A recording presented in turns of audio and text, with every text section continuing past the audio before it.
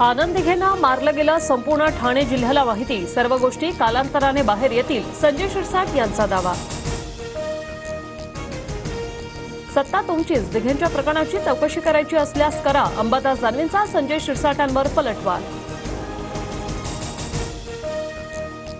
शिरसाट यांनी पुरावे दिल्यास कोर्टात जाणार. 23 वर्षांनंतर प्रश्न उपस्थित करतायत. मग या षडयंत्रात तुम्हीच होतात का? शिरसाट यांच्या वक्तव्यानंतर केदार दिघेंचा सवाल.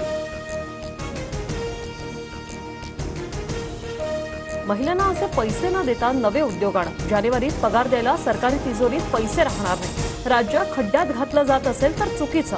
अनौपचारिक गप्पांवेळी राज ठाकरेंचं वक्तव्य. राज्य खड्ड्यात नाही तर प्रगतीपथावर घेऊन जाऊ, तुमचे सहकार्य हवे.